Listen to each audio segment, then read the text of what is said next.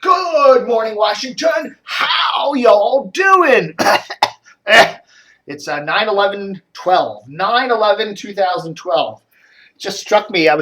Somebody said today that this is the first 9/11 since 9/11/01 that it actually fell on a Tuesday, which was the same date that 9/11, 9/11/01 happened. And the weather today, it's exactly like it was on 9/11/01. Just a gorgeous, beautiful, sunny, cloudless day here in Washington. And that's what it was on 9/11/01. So, even though it's the 11th anniversary, not the 10th anniversary, it's being a Tuesday and being the exact same weather. It's, prophetic. I don't know. Anyhow, everybody remembers where they were on 9/11/01. I had just dropped my mom off at the doctor's, and I was driving around to do some errands, and I had Howard Stern on WJFK, and he had mentioned a plane had crashed into the World Trade Center, and everyone just thought, some plane was off course and crashed into the tower. It wasn't seen initially as a terror thing, at least in the first couple reports. And then I said, oh, screw it. I'm not going to do my errands. My mom's going to be in the doctor's for a while. So I'm going to get in the car, go home, and look at CNN. And by the time I got home and you looked at what was happening, and then the second plane, you suddenly realize, oh, my God, this is terror. But I do remember that. I went back to pick up Mom. And I remember when I went back to pick up Mom, they had the TV on in the doctor's office. And the doctors were actually being mobilized they said there's another plane heading for the Washington area, and the doctors were actually being mobilized. They had to shut their office down and were being mobilized to do some kind of emergency operations. Luckily, they weren't needed for that, but the plane did then hit the Pentagon. But they were thinking there was another plane, the plane that was up there in Pennsylvania that crashed up there. That plane was apparently headed for the Washington area too, and they were afraid that was going to come down and hit somewhere, and they were getting the doctors ready for that. Crazy day. I remember driving home. This was about noon with Mom in the car after her appointment, and yeah, the traffic was just crazy. People were getting off work, and bizarre. Anyhow, it's amazing. It's amazing on the day, where was Kennedy? Where were you when Kennedy was assassinated? If you were alive way back then, where were you when the moon landing? And of course, 9/11 as well. It's going to be one of those days of where were you, and everybody will know where, because it was such a traumatic day. But anyhow, what I wanted to do today on this is we're doing a tribute to DCRTV on our 15th anniversary. Okay, I launched DCRTV 15 years ago, sometime this month. I don't remember the exact date, but it was in September of 1997. And so I'm going back on these Dave TVs for this month and looking back at another year. I did save, an image of the site for just about every month from 2003 onward. And so we looked at 2003 in the previous edition of Dave TV, which if you're on the Dave TV page is further down this page. So today we're going to look at 2004. So this is how DCRTV looked in 2004. Again, we still had the black background, as you can see there. And let me get these windows lined up so that I can scroll and see what I'm doing on the camera here. But that was how DCRTV looked back in 2004. And we'll take a look at some of the big news that was going on. Of course, XM launching a bunch of channels there. Remember FTV Live? Are they still around? I don't know. Let's see what else. Leonard Shapiro writing for the Washington Post. I miss Leonard. He was a good guy. Leonard Shapiro, one of their better sports media columnist dudes. Joe Ardinger injured in a fall. Joe Ardinger, the so-called world's oldest phone screener for WJFK's Don and Mike show, was injured Sunday evening. Then he fell on the steps to his home and landed on his face. Man.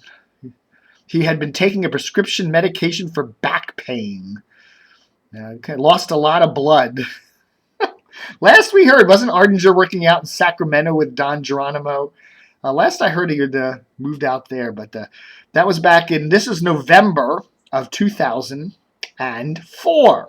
So we're looking at the second year that I actually kept records of all these different DCRTV pages. WMAL engineer Burt Cohen retires. Back when the station was good. He guested on the legendary Hardin and Weaver show, and worked with Ed Walker, John Line, Bill Mayhew, Bill Trumbull. We just lost Bill Trumbull. When was that? Earlier this year? Bill passed away. And Chris Core. So there we are. There we go. There's Bill Trumbull there. Bill Trumbull there with Burt Cohen. Some changes at WFRE. Look at that. Joe's Record Paradise in Rockville has been raided for carrying bootlegs. I mean, how many of those old record stores which of those record stores didn't carry bootlegs? Jeez. Howard Stern talking trash. What else did Howard Stern do on his radio show?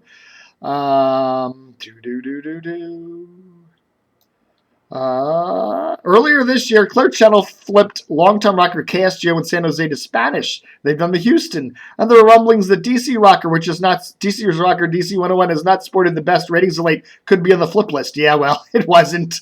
11 years later, it's still around. DC 101. Whitney. Oh, remember Z104? Z104. That was a cool little station. Bonneville owned it there. Yeah, Whitney joining Matthew Blades in the mornings on Matthew Blades' Z104 show. Okay, Brett Haber had just left Z104. Remember, Brett went over. I think where did he go? He eventually went over to Channel 9 there for a while, right? He just retired or got kicked out or whatever the hell happened to him last year, right? He left the anchor position. I think it was last fall.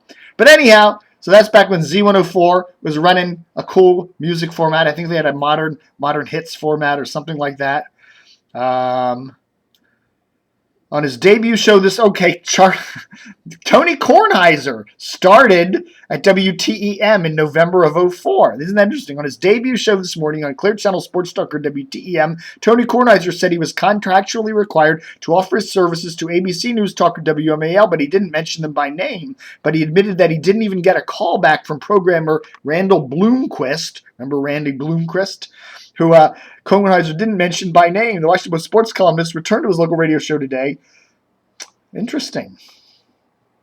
Dan Daniels been anchoring the news at 20 years on WBAL TV. That was back 11 years ago. Michael Powell heading the FCC. Glenn Beck heard on the old WTNT 570. Todd McDermott replacing Gordon Peterson on Channel 9's 6 p.m. newscast. That's right after. Remember when Gordon used to work over at Channel 9 for many years, and I guess this was just at the time when he moved over to Channel 7. That was back in 2004. So there you know. Russia's close to with remarriage. Oh, look at all this cool stuff. Infinity musical chairs in Baltimore. Remember Rouse and Company on WQSR? And yeah, look at all that. We also hear that Jason Kidd, WWMX's program director, might voice track the 7 p.m. slot at Mix 106.5. Of course, he's now the PD over there at PGC. So yeah. Oh, Lopez. Remember Lopez there on the KML show on 98 Rock, rushed to the hospital, having seizures. He was battling cancer back in 2004. Great guy, Lopez. Miss him a lot. Anyhow, Gordon Peterson's low-key farewell at Channel 9. Friday was Gordon Peterson's last day at Channel 9. Again, we're looking at 2004, November, DCRTV, what was going on. How many years ago is that? 9 years ago, 10 years ago, 1,000 years ago. I forget. That wasn't 11 years ago. It's 2012 minus 2004. So that's 6, 7, 8 years ago, right? Okay, this is 8 years ago. I'll get my numbers right. I wasn't good. I was good in high school, but I never did really well in math. Okay, here we go. Tony Kornheiser. Again, as we go down the page, we're getting earlier and earlier news here. So whatever. John Lieberman. Oh, yeah, remember? Okay, this is back when John Kerry was running for president. Remember? Back in 2004. Yes. And Lieberman got in that whole trouble there with Sinclair and all that stuff. Oh, yeah, okay. Remember that one. I do remember that one. Wow. Okay, and Bill Kamal, former Channel 9 weather dude, was having a lot of legal troubles down there in Florida. Got arrested there for allegedly trying to solicit a boy on the internet. So anyhow, this is kind of covering all that. And there's Bill Kamal there. Used to work with Doug Hill over there at Channel 9 back in the day. Greg Valentine to WWMX. The Wizards on weak sister WWRC. And so there's the big news. WFED on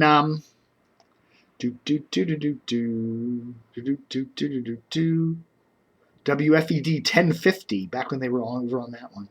So anyhow, David Folkenflik joining NPR. Okay, so there, he used to be the media critic there at the Baltimore Sun back when the Baltimore Sun was a good paper. So anyhow, okay, reverse colors. Look at that. Okay, so you could actually go to a more sane color scheme. Well, anyhow, this is at DCRTV.com back in 2004, and so we're gonna do a flashback to a year. We did 2003 previously. Now we're doing 2004, so you get to see what was going on back then, huh? So this is our 15th anniversary for DCRTV, as I said, and just remember that, ads don't pay all the freight here. We still depend on a lot of donations from our readers and viewers and listeners and whatever. So do send us a donation. And it may say $15, $15,000, whatever you feel like sending us on our 15th anniversary. Just click on that support page tab thingy dingy on DCRTV. Thanks for watching Dave TV for this 11th of September 2012. And in a future episode of Dave TV, we'll be looking at what was going on news-wise in the Washington-Baltimore media market in 2005. Yeah. Live long. Prosper!